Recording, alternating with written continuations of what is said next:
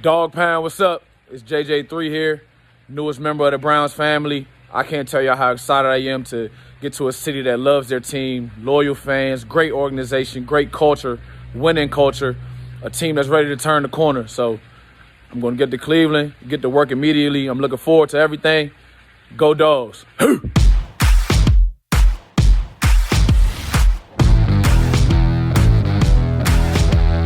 Welcome to the Dawgs Podcast with your hosts, Blake Renneker, Zach Kopp, Justin Charles, and Josh All. Welcome back to another episode of the Dawgs Podcast. Big shout out to John Johnson III for doing that intro for us. No, we're just playing. He didn't do that specifically for us. He did that for the fans, though. Yeah. Right. You know, already one of my favorite players. Yeah. Already one of my favorite players. If you do want to get an intro on the show or you just some thoughts on the show, drop us a voicemail at www.thedogspodcast.com. Click the link below. Just record into your computer or phone. Leave us some thoughts. Leave us an intro. If you do want to do an intro, just say your name and where you're from, and we'll get it on the show. Browns had a busy week in free agency, but before we get into that, I have to remind you to check us out on Facebook. Please share the video, Instagram, and Twitter. Please subscribe on YouTube as well as tap that notification bell so you know when we upload new videos. If you prefer to just listen to our show, you can find us on Apple, Spotify, Google. Drop us a 5-star review. Maybe leave us a written review. We like to hear that kind of stuff. And then lastly, we'd like to give a big shout out to Manscaped for sponsoring today's show. What's up, Browns fans? Even though it's the offseason, our Cleveland Browns are always looking to make improvements. Case in point, last season with the addition of Jack Conklin to the O-line to protect Baker from pressure. Baker doesn't have to worry about pressure anymore, but I'm sure he cares about a different kind of sack these days. Manscaped is the leader in below-the-waist grooming to your privates. Don't worry about nicks and cuts. Don't worry about tripping over cords. These products are designed to enhance your grooming needs. I'm sure Blake has an incredible stat about shaving your first lieutenant. Yeah, 85% of partners prefer a man who is groomed below the waist. Go ahead. Oh, sorry, I didn't know we were going there. So if you want a partner, groom below the waist. Awesome. Okay, so go ahead and pick up that Lawnmower 3.0 or the Perfect Package 3.0 and use the promo code DAWGS, DAWGS, for 20% off your order and free shipping. Your balls and your significant other will thank you. Order your Perfect Package today, 3.0, and flaunt your Nick Chubb. For the record, Baker Mayfield and Nick Chubb did not endorse this. So just throwing that out there, but I'm probably sure they would have if I would have reached out to them. So right. I completely agree. They're fans of the show. Absolutely. I think we've proven that in the past that Baker is definitely a listener. I wrote that at 4 a.m. this morning, guys. Very nice. Free agency signings. So he's worried about a different kind of sack these days, huh? That's right. That's right. Well, as you heard, we're going to talk about some free agency signings. We heard at the top of the show from, probably the biggest splash move the Browns have made so far this offseason, John Johnson III. Browns have had a super busy free agency so far. By all accounts, it's been a home run, and I think the biggest signing of that class is easily John Johnson, safety from the Rams. Was seen by most teams as the top safety on the free agent market this year. All around stud, and he's already one of my favorite Browns players.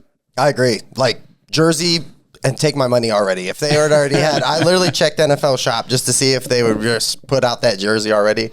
Obviously, they're going to wait for the whether it's going to be the throwbacks or the 75s. We'll see what happens. But this guy's a leader. Yeah, I like what I've been reading about him, and just the fact that he said that coming to Cleveland was a no-brainer for him. Now, I mean, how many top free agent defensive players would have said that in years past? He took less money. That's the thing I wanted to talk about. I've talked about in the past how if the Browns wanted to attract good free agents, we would probably have to overpay them because, who wants to come to Cleveland other than for a big fat paycheck? And now we got guys saying it's an opportunity of a lifetime. Yeah. They're willing to take less money. They couldn't see themselves on going anywhere else. I mean, talk about a complete 180 in culture shift from even 2 years ago. Thanks, Kevin. Yeah. Andrew Barry. Andrew Barry. Yes. Thank you, guys. Yeah, so he was a 2017 draft pick, third round. In 3 of his 4 seasons, he played all 16 games for the Rams. That's a plus, from what what we're dealing with in Cleveland right now. Having that stability is something that we've been, really wanting, and not just from like veteran players. You're getting this guy. He's still young. He's young. 25. Led their team in tackles last year at the safety position. Once it came out that he was going to be a free agent, and he was one of the top guys out there in the secondary field to go out and get. And I love the fact that he was the play caller too. I was going to I was going to touch on that. I love the fact that he was the play caller, because last year we were kind of questioning, who was going to step up into that role after, Schobert had gone, and he was the guy who did that for a number of years. So getting this guy in who's smart enough, that understands the game. I mean, he played on the top defense last year. That's what I was going to say. It's not like he, was a stat stuffer playing on a bad defense. Somebody had to make the tackles. This dude played on a defense with Jalen Ramsey, Chor Hill, Aaron Donald. Oh, that guy. Yeah. And he was one of the best defensive players on that team, on a team that had the best defense in the league. Right.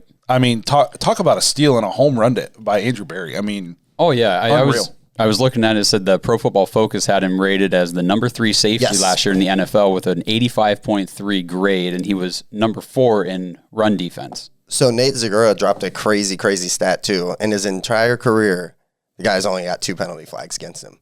Seriously? Yes. Wow. Yes. That's I couldn't believe. I literally was watching and I was just like, what? I've seen back-to-back plays from the same guy. When we first signed him, everything you heard was he's one of the top coverage safeties in the league. And then all of a sudden, you start hearing like, well, he also led them in tackles. Mm-hmm. Yeah. I feel like the Browns secondary this past season was, and just defense in general, full of people who were very suspect at tackling at times. Like not and just covering guys. Look at you putting it nicely. Yeah, not great at tackling. And this dude comes in, he had 105 tackles last year from the safety position. Right. And then like Howie said, he's played all 16 games, 3 of the 4 seasons. He's one of the 4 NFL safeties to play 100% of his team's defensive snaps last year. So, that's a huge upgrade for us. He had an 85.3 grade on Pro Football Focus, which ranked him 3rd amongst all safeties in the NFL. Interesting kind of quote about him that I saw from former Pro Bowl cornerback Aqib Talib. Said he's one of the best tackling guys I've ever played with, period. Aqib Talib. Regarding of position, just period. He's one of the best tackling guys I've ever played with. And he's played with a few. So, but yeah, I'm super excited about this pickup. And, we've just been talking about him, individually as the player. We haven't even talked about just the fact that the boost he's going to give to the Browns defense by what we can do now with him, a healthy Delpit, knock on wood, and Ronnie Harrison's a stud. Yeah. Yes, he is. So Joe Woods wants to play that 3 safety, defense, and I actually wrote that down. He said he wants to play big nickel, which is 5 DBs, and dime, which is 6 DBs, and both utilize 3 safeties on the field at once. Yeah, and they got to be able to tackle. Yes. Because if you're doing that, you're going to have either fewer linebackers. Yep, you're going to have fewer linebackers. Possibly, you're only going to play with maybe 3 down linemen. There's going to be less beef on the field. So your safety's got to be able to tackle. And all 3 of those guys have Pro Bowl ability. I don't know how you guys feel about this, but for me, free agency is man, we have a big issue on our team. Let's go fix that, right? Who's the biggest issue on our team from last year on the defense? Anderson Sendejo. And Andrew Sendejo. Yeah, right. Yeah. Sorry, I've been up all night too. But for real, what an improvement. You literally go get the guy that, a lot of teams wanted. Some of the offers that were getting thrown his way, $3-4 million, then on top of what we ended up signing him for. It's awesome. Right. Yeah. Go ahead, Josh. Let's just say real quick, it's a 3-year deal, $33.75 million deal. And just so everybody kind of gets a visual, he's 6 feet 210, and like I said, he's 25 years old. Right. So he's literally he's entering his prime. Exactly. He's coming right into that prime. So as good as he's been already as a rookie, on his rookie deal, we haven't seen the best of him yet. No, and I think I saw a thing on, I think it was Darrell Reuter on Twitter or something. He said, you're seeing a trend with Andrew Berry's philosophy in free agency in the last, 2 years now. It's guys who were highly productive going into their second deal. So, we're not overpaying for old guys, and we're not throwing tons of money at unproven people. We're identifying needs, and then we're identifying players that we've seen be productive in that role, and then we're getting them for good value. You look at some of the, and we can talk later maybe about some of the edge rushers that we didn't sign or maybe didn't even really pursue that much, and you see what they did go for or where they signed and what they spent for them. We weren't going to do that. No, you can just tell. You can look at the numbers and say, Browns weren't going to do that. I think the fact that we haven't addressed edge rusher, other than Takk McKinley, but, we haven't addressed premier edge rusher tells me that that's what we're taking in the draft. That's what that tells me. And we're going to try to get a premier edge rusher for, on a rookie salary. Because, as Zach was talking before the show, 2 years from now, we got a lot of people we got to pay. Yeah. So you can't go sign Bud Dupree for, what did he get, like 10, 12 million a year or something crazy? Something like that. I can look it up. So we can't do that because, we have other guys we got to pay. So Andrew Berry's it's almost like he's playing checkers or chess while everybody else is playing checkers. Yeah, and a big thing going into this year, I think this is kind of a prove-it year for our defensive coordinator, Joe Woods. Yes. I mean, there's a lot of people that wanted him gone at the end of the year. They blamed a lot of our losses and struggles on our defensive side, which, fair to say, that's where we struggle. Offensively, we did great. That's what won us games, not our defense. But, kind of looking at it now and sitting back and like, okay, we're bringing some of these guys in. Let's see what he can kind of do with, bringing in his own talent rather than just being like, hey, you're going to coach this team with Andrews and Dejo as your safety. We're going to put all the effort into the offense, and we're going to ask you to polish this turd over here, and you better it better be good. Right. So I think that I was one of his critics, at the end of the year too. So I'm interested to see what he can do with, and we're going to dive into some of these other players that we brought in. Now you're kind of starting to see we're getting some playmakers on that side of the ball. Yeah, I was real quick back to Bud Dupree. It's roughly 15, 16 and a half. Wow. Yeah, million that's a year. a lot. That's expensive. We weren't going to do that. No, absolutely not. Not when we paid Myles Garrett all that money on the other side. Yeah. So, but home run by Andrew Berry. And like you said, we're giving Joe Woods the tools and the players that fit the system that he was brought in to run. And now it's his time to prove, okay, I am the guy to do this job. Because as long as all these guys are healthy, again, knock on wood, he's got no excuses for the defense right now.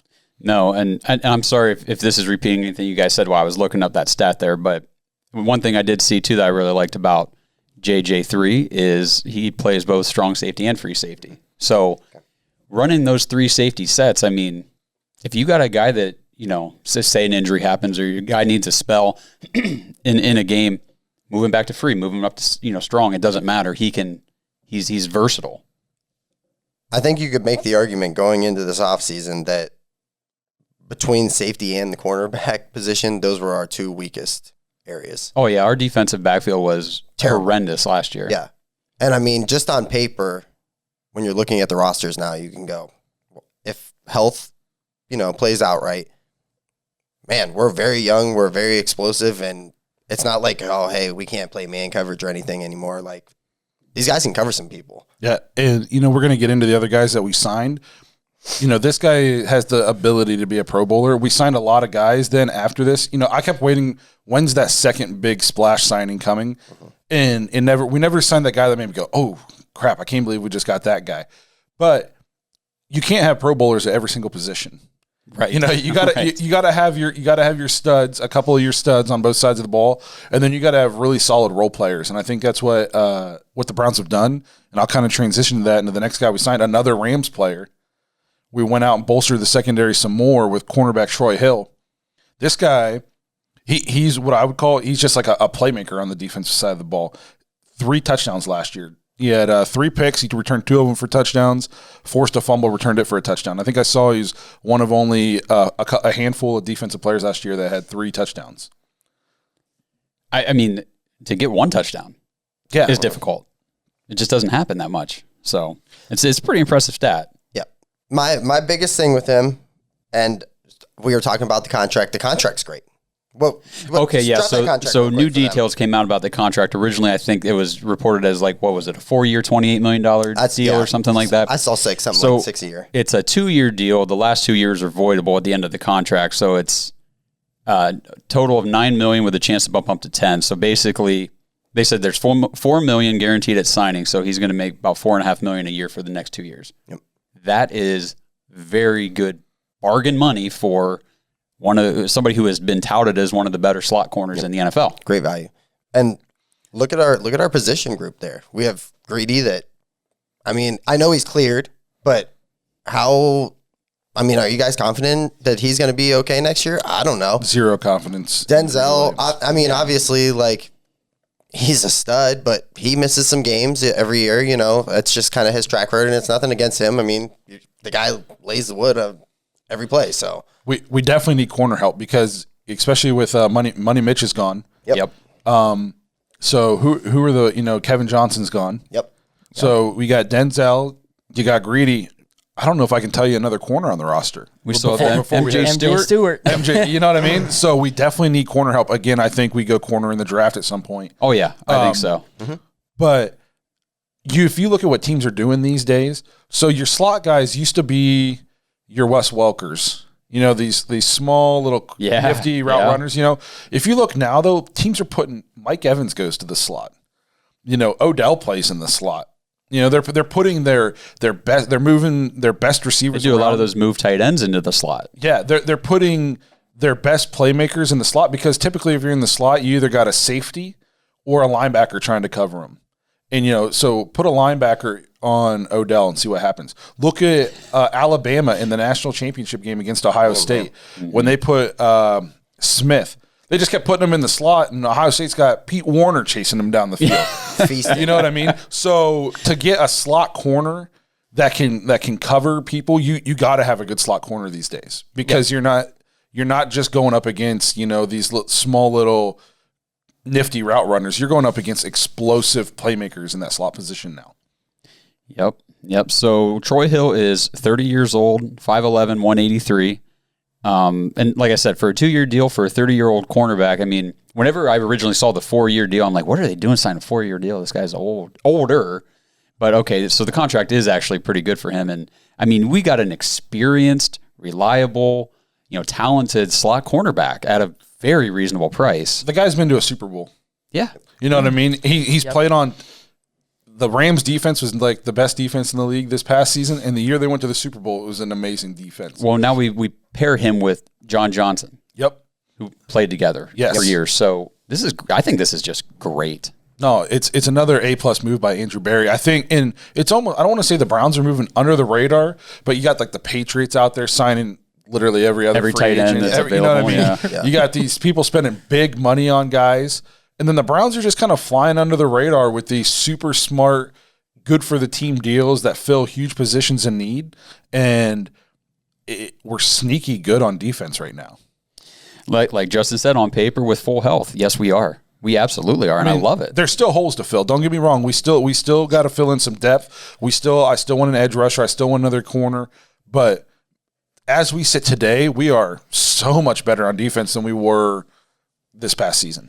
Yeah. So one knock on Troy Hill that I was reading, they say he's not a great tackler. So in 2020, this past season, he made 77 tackles, but he got charged with 18 missed tackles. Mack Wilson had that in a game. But kind of like what we're talking about with the slot corner, it's a lot more of the coverage aspect of things rather than, I mean, you got to be able to make tackles, and he did. He also missed some, but if you can cover, I mean, if you can cover well, then you don't need to tackle the guy. I mean, we're gonna have 3 safeties on the field that should be good tacklers. Yeah, Delpa, I know in 2019 struggled a little bit, but in 2018, dude, the guy can tackle when he doesn't have not playing on a broken ankle. Ronnie Harrison's all over the field, and we already talked about John Johnson led the team in tackles. So, everybody's going to have strengths and weaknesses. We need this guy's strength to cover. I mean, Cincinnati's got good receiving core. Mm-hmm. Pittsburgh, I think Pittsburgh's definitely on the downs. They still got some receivers. They got receivers. Yeah. You know what I mean? So, and then no receiver wants to go play for the Ravens. So no, but Juju didn't. You know, He turned him down. Yeah. So there was okay. So real quick, one other thing, and I don't think it's a major concern at all. But they said he was suspended early in his career for violating the substance abuse policy. I didn't dig into that to see what it was. If it was, and that if I had to guess, it was probably pot. Yeah. Which they don't even test for. Either that or it was some sort of performance enhancer that. Oops, I didn't realize it was going to show up. Whatever it might have been. Or performance enhancing and pot. Who Either way, nothing. It was young. He's had nothing since then. Yeah. So he's just been nothing but a competent, reliable, talented slot cornerback, and he's originally from Youngstown. That's awesome. They said he reps a 330 tattoo. So Troy Hill, welcome home. Yeah. Right. We're glad to have you, man. Yeah. Come on the show. We'll talk about that pot suspension. But so that's the two players from the Rams we signed addressing the secondary. Another big guy we signed from, who I could see as being an AFC rival. They're a rival of the show, the Colts. Yes. We know Zach, Colts fans hate Zach. Right. But we go and we sign middle linebacker Anthony Walker from the Colts, and Darius Leonard's going to have an aneurysm. All of his teammates. You know what I mean? All of his teammates were This saying guy's stuff. just got to be. Everything you hear about him, great locker room guy. Yep. All kinds of his teammates saying you'll never understand the effect that guy has just on somebody else. So great great tackler. We just talked about that was a big thing that we were missing last year. We get to bring this guy in, and he just fills a void at the linebacker position that we were missing all year long. Yeah. I also like last year played 16 games. Year before played 16 games. Year before played 15 games. Yeah. The dude plays almost every single game. Yep. And pretty much 100, over 100. Like, obviously, he was 92 tackles last year, but over 100 for almost, 105 in 2018, 124 in 2019, 92 last year. The dude's a tackling machine. I got the total 343 tackles, 19 tackles for loss, 3.5 sacks, and 3 picks in his starting years, 3 starting years. Been nice to have that last year. Yeah, and I think what's really nice about this free agent signing is we at least know that we have a good linebacker going into the season, where last year we were like, well, I don't know who we're going to play at linebacker. Hopefully Mac Wilson's the guy who steps up this year. Or Sione Taki's going to be the guy who really steps up for us. No, this guy, we have a competent, legit NFL quality starting linebacker day one training camp. Mm-hmm. One of the interesting things I saw about his season last year, in the game that the Browns played against the Colts, he was actually the linebacker that picked off Baker. Yep. Yeah, absolutely. Yep. I was going to say, you guys mentioned about Darius Leonard. He said that Cleveland is gaining a dog, and that is DAWG, Dawg, which we like on the show. Right? Thanks for the shout out, Darius. Yeah, that's right. He must be a listener too. Maybe that was him on YouTube. His ghost account. Yeah. Calling out Zach. Frank Reich, head coach for the Colts, who, he's widely respected around the league. I think he's a really good head coach, and he said that Walker is super intelligent. And then if he decides ever in his future to pursue a coaching career, and he was like, this guy is an NFL-made head coach. He said he will be an NFL head coach. So that tells me that this guy is pretty damn smart. You know what I mean? And Stefanski even said, quote, he can be a quarterback for the defense out there, really intelligent, heady player.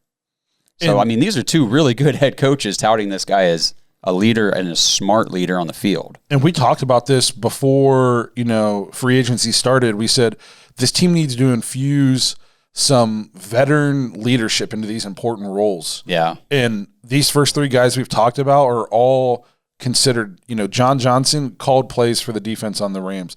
This guy, best player on the Colts is, throwing a fit about him leaving. Yeah. You know what I mean? Just they're leaders. They're not just really good football players, but they're the kind of guys that can show a young locker room what it takes to get to that next level, the kind of work you have to put in to go from a good football team to a great football team.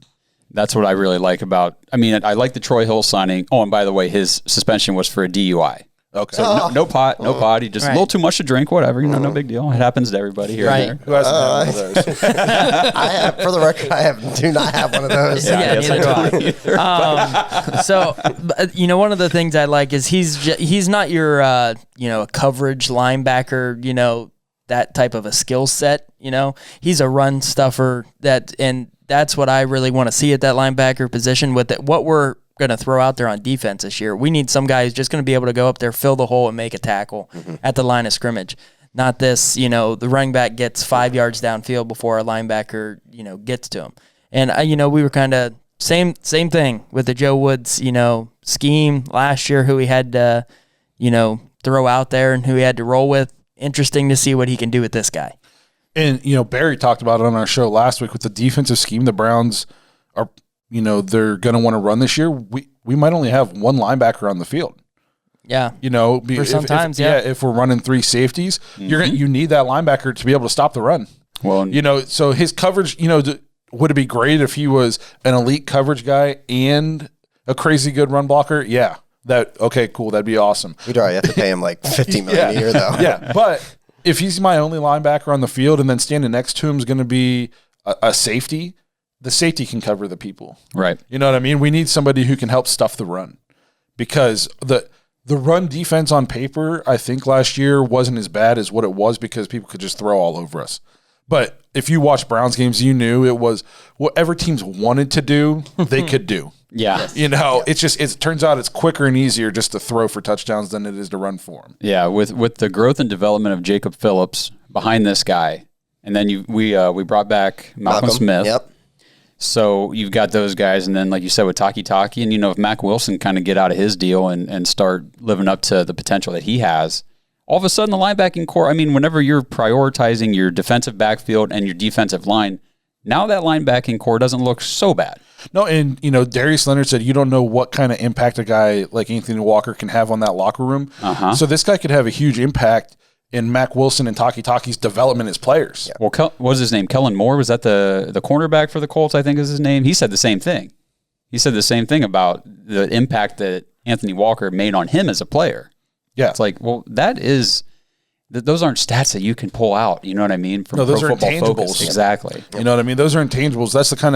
That's why, analytics are important, but also things like coachability, being a good locker room person, those things are also super important. Yeah. And if this guy can get the best out of Taki and Mac Wilson, that sets up our future now.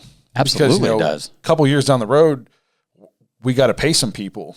So if we can get these young linebackers we have on the roster now to be good, then we can focus money other places to pay some of these people. That's huge. Well, not only that, but think about what linebacker we might draft in the 3rd or 4th round that has good potential that comes in here, and now all of a sudden he's learning how to play and be a pro from Anthony Walker, who's still, he's 25 years old. He's a young guy. He's coming off his rookie deal too, but another guy going into their second contract. Yes. Yep. So did we talk about the contract? So 1 year, $3.5 million that we signed him to. So to me, that kind of says it's like a prove it contract. Mm-hmm. And it seems like this guy's got the capability to definitely prove it. Yep. I agree. I see him having a huge impact. Even if we only have him for this year, it almost, you got the sense like we're going to feel his impact for the next 5. You know what I mean? So, again, another home run by Andrew Barry. Yeah, yep. I definitely think so. Another home run. And then we had one more defensive signing, a guy that, to be honest, I didn't even really know who he was. 2 more defensive signings. I'm sorry. We had one late yesterday. But Takk McKinley, DN from the Raiders, previously he was drafted, I think, 1st round by the Falcons. Pick 26 in 2017. So that's, I know he's kind of bounced around, but if you were picked in the 1st round, there's 1st round talent there somewhere. Somebody evaluated you high enough to take you in the 1st round. There's something there. So now it's just on this coaching staff to get it out of him. Yeah, I think that, his first 2 years in the NFL, he was showing why he was a 1st round pick. He's appeared in 49 games total, has 17.5 sacks, 79 tackles, 22 of those for a loss on 45 QB hits. He's a 6'2", 265. He's only 25. And his reason he went in the 1st round, he ran a 4.59 40 and, coming into the draft. Last year, that would have been last year, he'd have been the fastest guy in the draft at that position. So he's just a big sprinter off the edge, to get after the quarterback. Something to go along with that 40 time too, and all those numbers. Like they said that his transition from speed into power is good. Which is, I mean, that's what you need out of your edge Yes, rushers. 100%. And, in a league that you're getting these more mobile quarterbacks, the pockets are moving. You got to have some guys out there that are quick enough to run somebody down from behind or at least make them feel the pressure that they got to get rid of the ball. Otherwise, they're going to dance around, and your cornerbacks don't stand a chance that they got to play coverage for 10 seconds. Yeah, look at the quarterbacks just in our division. Joe Burrow is way more athletic than anybody wants to give him credit for. That dude is, he can move. Yes. And obviously Lamar Jackson is the most athletic quarterback in the league. Right. So, obviously the Steelers, it's like He was like a couple of years ago. He was very hard to tackle. He's basically like a tackling dummy back there now. but Just go get the bag. You're going to have to face Lamar Jackson twice a year, and you got to face Joe Burrow twice a year. Those are guys that can move around. They can manipulate the pocket. And Lamar Jackson has proven he literally doesn't have to be good at throwing to still be the MVP of the league. Right. And kind of we've touched on it, some of the schemes, Joe Woods, having multiple defensive backs, having multiple safeties. I'm hoping that we kind of see some more blitzing happening, and a guy like this that's fast off the edge. I mean, he's just going to have, depending on, he can play both sides of the ball, or he can play the right side, left side. That tackle's got to, he's got to be perfect. Otherwise, this guy's going to get by him. And then now you got to think, now I got this safety or this cornerback that's blitzing as well. So I think that this is a very strategic pickup. They got it it wasn't that expensive. They get a talented first round pick, for a DN. Just hoping that it works out, because it kind of seems like his last 2 years he's kind of been like, almost, do I even want to be in the NFL anymore? And that's what he kind of said in one of his press conferences was, I got to show that I still want to play this game. His press conference impressed me, because you sent the one video of him when he was on the Falcons. Yeah. And it was not an impressive interview. Right. But then it almost seems like he's grown up, a little bit, and, he showed up suited up, and he just said things like, if I want to be in the NFL, I got to show that I want to be in the NFL. I got to prove it. I got to go out there and I got to put the work in. And this is the kind of player that you put on a defense like the Browns have now with these veteran leadership, Miles, Anthony Walker, John Johnson, and then he can flourish, because he's got some leadership around him, showing him how to prepare, show him what it takes. And, he doesn't have to be, the guy. He was taken in the first round. The Falcons expected him to be their Myles Garrett. Mm-hmm. Well, he doesn't have to do that now, because we have Myles Garrett. Right. I don't think Andrew Barry signed him either to be that every down guy across from No, Miles. this is a Claiborne replacement. Claiborne, yep. So I think, But it's a Claiborne replacement with serious upside. If this guy somehow grows into that potential that he was drafted to be, I mean, holy crap, did we ever get a deal here? Mm-hmm. He's played in 49 games. He's got 45 QB hits. So at least once a game, he's getting to the quarterback. He's pressuring the quarterback. 8 sacks in his rookie year, counting the playoffs. Yeah. You know what I mean? Now, they said he only had 2 sacks in his last 27 games, and he only played 4 games last year. So before last year, though, he played 16, 15, and 14. Yeah, what I mean? He bounced around a lot last year. One of the biggest things that, they've had their eye on this guy for a while. They've tried to claim him 3 different times off waivers last season. Okay, they tried to. Atlanta decided I think they picked up his option, then they waived him after a few games, and then it was 49ers were next up. They tried to pick him up. Then Cincinnati went and they picked him up, and then the Raiders picked him up. But every single time he went on waivers, the Browns were trying to get this guy. And I think he said that we tried to trade for him.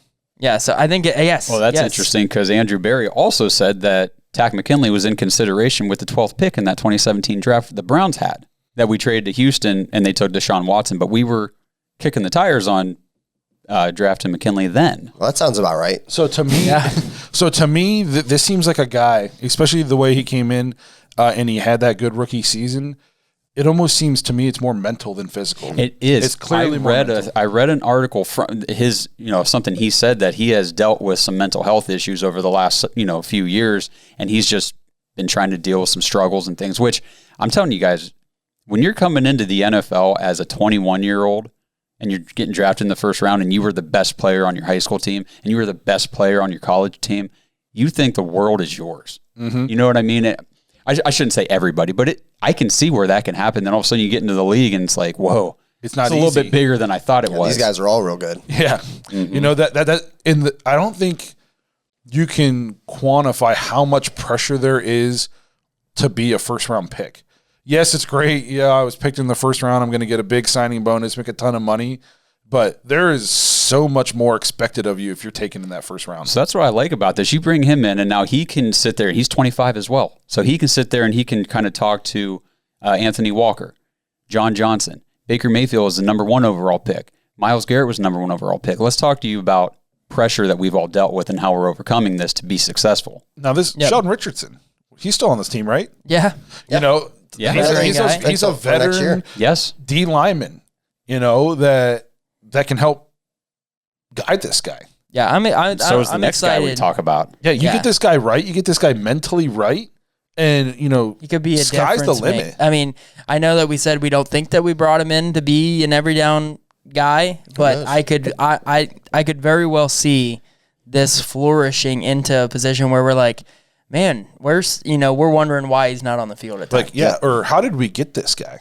Yeah. You know, like a very high reward, low risk for the Browns. Yep. Oh, yeah. Yes. Coach said, skilled young player with tremendous upside.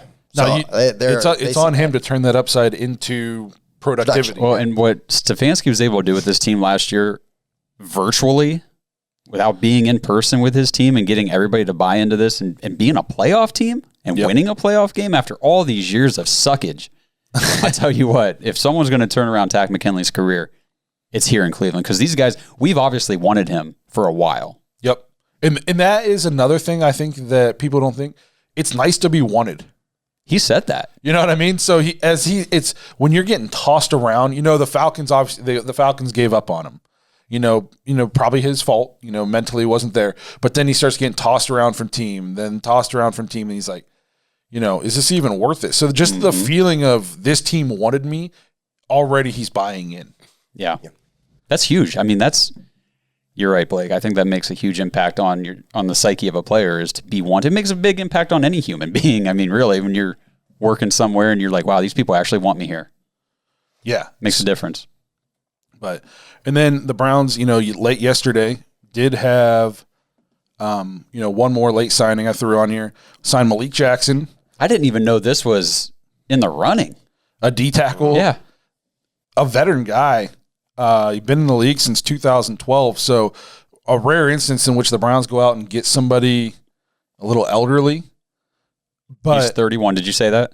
I did not. 31. Yep. So, I mean, and when I say elder, I'm 31. I know. So You know what I mean? You know what I mean? Don't ask me. So, you know, it's not like we didn't sign. He's in not football terms, you old. Yeah, he's not 40 though.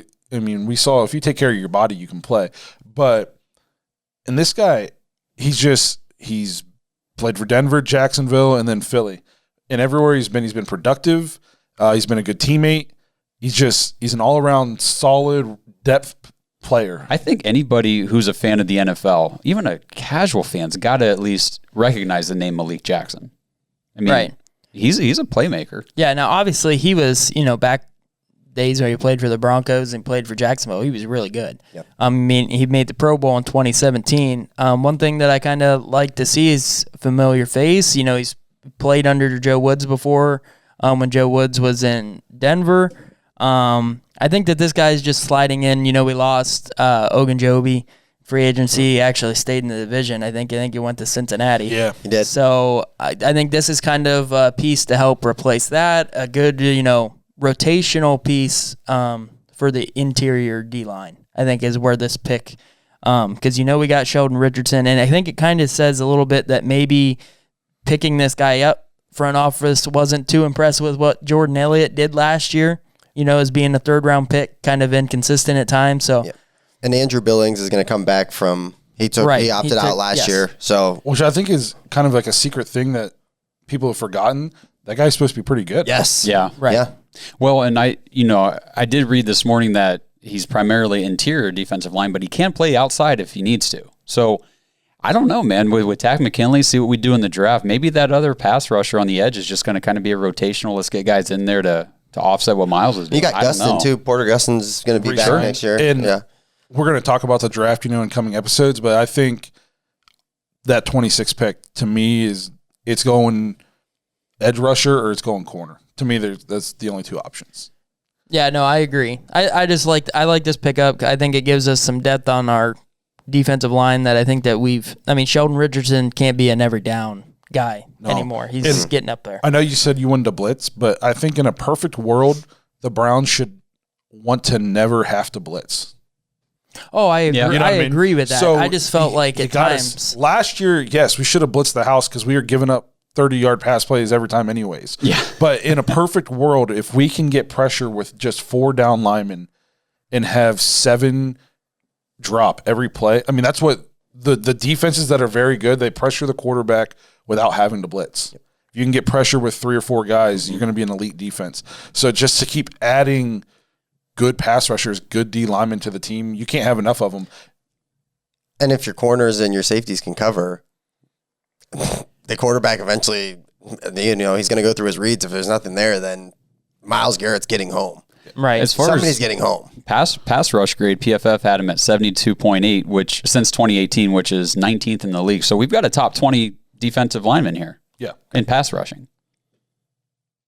So another good pickup. Another hats good off. pickup. Hats off, guys. This is and one trend that I like that I'm seeing here is a lot of these guys are signed to these 1-year deals or 2 or whatever, but they're all in like the $4 million range per year. Mm-hmm. For players that could make some serious impact on our defense. I don't know. I'm very impressed with what the Browns have done so far in free agency. Oh, 100%. To me, even Colin Cowherd said the Browns are one of the best teams in free agency this year. And that guy doesn't give compliments to Cleveland on anything. So no, he likes Jimmy G better than Baker. Yeah, and Sam Darnold. Obviously, the Browns did sign a few more people and stuff like that, but we just want to focus on like the big ones. I do want to focus on a couple free agent signings we signed that were already in-house. Some guys that we're bringing back. Obviously, the biggest one, we re-signed Rashard Higgins. Yeah. We had talked at length about what to do. We talked with Barry last week about could we, can it work? I don't know. I think it just depends. Obviously, Odell's going to be out for some games. Yep. Yeah. Maybe a month. I don't know. I'm not a doctor or anything. I'm not a physician, so I don't know. But so I think that helps there. I think they're going to run a lot of 2 wide receivers, more tight ends on the field than anything. So I like it. I know he's comfortable with Baker. I'm not like blown away though. Like I'm happy he's back with Cleveland, but I don't think the market was there, and that's why. So 2 things tell me this. One, I think it was important we re-signed him because of Odell's going to miss probably the first month at least, and I don't want as impressed as we were with Peoples-Jones, I don't want to be running. He's a second-year guy. Yeah, I don't want to be running my. Him and Jarvis out there as my 2 receivers. Mm-hmm. I much rather have Rashard out there because I'm not trying to start the season with no passing game going 1-4, and we're asking what's wrong with Baker and all this stuff. So to me, that was an important signing. 2, it tells me he played the free agent market out there a little bit. He did not sign right away, and then he came back for us. So his market value, like Barry said, was not very big. I don't know if he thought it was going to be very big or if he was just testing it, but I thought some teams like maybe even the Ravens, who really need, the Packers, I thought something or a team like that who needed like a good complementary receiver would, throw a little bit of money at him, especially his stats didn't pop off the page, but if you did any kind of scouting, you saw the dude he makes big catches. Yeah. Yeah. For Rashard Higgins, I think that he is a very good Cleveland Browns wide receiver. I don't know, like you said, this market probably wasn't there, so I don't know what he is on a different team because it's that Baker Hollywood connection. It's like the Terrell Pryor thing. Yeah. He had a great season for the Browns, then left and never heard from him again. Nope. He should have stayed at Brown. Should have. Yeah. I was excited about bringing this guy back because like Blake said, we're going to be without Odell for a little bit of time, and the relationship he has with Baker. I like having, just that guy that when Odell's down, if somebody else goes down, gets hurt, or we have to have that third guy on the field, you don't have to worry about it. You don't have to worry about, you brought this new guy in, you're like, they just aren't on the same page. Those two, can throw to each other in the dark. I mean, their connection there. And every time that we see Higgins on the field, we're always asking, like, man, how can we? I mean, this guy's open all the time. That's exactly, and that's kind of what I was getting at with the Browns wide receiver, because I don't think on any other team can Rashard Higgins step in for a game or a series or whatever and run as your number one receiver. In Right. Cleveland, Not he can. number one. Right. no. In Cleveland, though, he can. Right. Yeah. No, I agree. I think his best fit for him, was in Cleveland. Absolutely. I think he kind of knows that too. And I don't think Well, that yeah. I never thought that there was going to be like a big market out there for him now on a team. It was kind of going to come down to the fact of, could he go to a D-level Seconds or- team, okay. and be a number 2 type of guy and make $4 or $5 million a year because they just had to pay somebody who could catch the ball type of a thing. He could have got that kind of contract. But do you really want to play on a team like that when you can come and play for, you've already been here, the system, you loved being here. The fans why not? love him. Yeah, why not stay? Also, we talked about, 2 wide receiver sets, all these linebackers, but by the end of the season last year, we had 3 wide receivers on the field a lot. Yeah. And I know some of the tight ends were banged up a little bit here and there, but Cardero Hodge and then People-Jones late, Yes. we had 3 receivers on the field a lot of the times. Yep, So I I think agree. as the offense evolved, as Baker got more comfortable in the offense and Stefanski became more comfortable with Baker in the offense, you definitely saw the playbook open up. So this theory that Rashard Higgins, we signed him and he might not ever get to play, to me, I think especially he's going to start the first month easily. And then I still see him being involved way more than he was early this year before Odell went out. Because I think agree. the offense, the playbook is about this thick, and I think those first 5 weeks we were using about this much The of Spark Notes version. it. Yes. Yeah. So I think he's going to play an important role for the team, and it's good for the receiver room. They love him. Yeah. You know what I mean? He embodies this Cleveland mentality. We talked about Jarvis being that guy, and Baker's adopted it, and all these guys, and it's Hollywood, man. He's our dog. Yep. He's our dog. And Browns fans love him, and he proved it last year when he came back on a cheap deal, and then he just did it again. I'm sure there might not have been huge offers, but I'm sure he had other 1 year, $2 million offers or Yeah, whatever. if he it wanted was. to change his scenery, he easily could have had it. Yes. So again, he came back to Cleveland. So we're really happy to have him. A surprise re-signing for me, JoJo Natson. I thought he'd be gone for sure. The only thing the first thing I thought when I saw that we re-signed him was we don't want Peoples-Jones returning punts and kicks anymore. Right, because now kick returning can go to JoJo Natson and Dearness Whatnot. Yes. Yeah. So I think that does say something good for DPJ. Yeah, and I think that getting this guy, he's coming off an injury obviously from last year. I don't think that he's expecting a huge role. It was kind of you're getting just a home run hitter type of a guy with flashy speed. He's insanely fast. Yeah, we didn't so, get to I see mean- him a lot last year, but the few times we saw him, Yeah. he's crazy fast. Well, and if you think about it, we had to keep signing, practice squad defensive backs all year long. We couldn't keep these these specialists and things on the roster on the 53-man because we had to keep, we had guys on injury reserve for 3 weeks here or 6 weeks there, but we had to keep them, but we had to keep bringing guys up from the practice squad or signing whoever. So I think if we can stay healthy, JoJo Natson stays relevant. Yep. Yeah. He is so fast. I remember. Special team signing here. I mean, Yeah. I think that was just the To me, like I said, plan. when I saw it, just the first thing I thought was, I didn't see that coming. Then I just immediately thought, well, DPJ is not going to return punts and kicks anymore because DPJ showed that he's got some serious wide receiver potential. yes, and and if he continues to ascend like the way we saw him, the last half of last season, the Browns will have some interesting choices a couple years down the road when some of these receiver contracts expire. Because do you re-up those guys, or is Peoples-Jones ready to step into that role? You know who Donovan Peoples-Jones kind of reminds me of is Michael Gallup in Dallas, because he was, I don't know what round he was drafted in, but he wasn't brought in to be like a number one guy. He was, a supportive role. And then he's shown that he can step in and be a one if they need him, if, Amari Cooper's down or whatever. So I could see Peoples-Jones kind of taking that next big step to saying, wow, this guy, when you call on him, he's there. Yep. And then, last re-signing I wanted to talk about, Browns re-signed Malcolm Smith.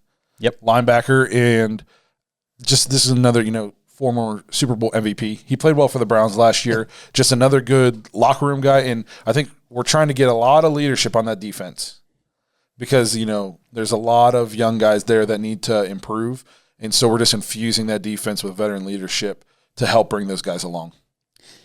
How nice is it to sit here and not talk about what quarterback we just signed in free agency or what running back or, hey, we just signed Dwayne Bowe or whatever. Dwayne Bowe. Right. I mean, Kenny Britt. Dante Stallworth. Yes, we threw money at some serious losers. I mean, we really did. And it just never worked out. They weren't losers until they got to Cleveland. Right. Then they made sure No, that dude, they came here to get that last paycheck. Oh, that's what I mean. They were doing okay. Because they came here and they signed their check and then they checked out. I mean, if you look at those guys, Dante Stallworth, Dwayne Bowe, who's the Kenny Britt, those were all post 30 old guys. Yes. They had about 5 catches. Yeah, we're signing guys going into their prime. Yeah. Yes. Coming off their rookie deals. On defense. We don't even care about offense. That's how good we were last year. No, I was talking to a friend of mine and I was like, I can't think of a single need, like high priority need on offense. Like Barry said last week, we could use, some depth on the O-line and that kind of stuff. But as far as high priority need, I can't think of. And now with the free agency signings, I'd like a corner and I'd like an edge rusher. We got 7 rounds to figure that out. We only, we're by round 3 or 4, we're literally going to be picking just luxury pieces. Oh, let's see if this guy can make the team. Sure. Our O-line depth, though, I mean, you think we got Nick Harris from last year. He showed that, he's competent, he can play. Yep. Who did we sign? We signed. Well, so we got the Greg Sinat. The only thing with Greg Sinat. Or I'm pretty sure that's how you say his name. Chris Hubbard's probably going to be hurt because he had a knee injury or I believe like a bad tear. It was a bad one. Yep. So I think that your depth there is not going to be available at the beginning of the year. Kendall Lamb just walked. So, I mean, I think there are some concerns. I wouldn't say like it's just a lock that the line's going to be great. If somebody goes down like they did all year last year. Yeah, but it's O-line depth, though, so we can still sign a guy or two. We can draft a high, potential type of player. Just, in the draft, you're always looking for players like, hey, this is a depth pick. Yeah, and Hans is still there, and he's still there. So, I mean, like, I'm just thinking when I look at the offense, there's nothing that jumps out the paper that goes, if we don't sign that, we're screwed. We're not going to do anything. That doesn't exist on this team. Right. And we're addressing the other side of the ball where there was a lot of glaring issues there.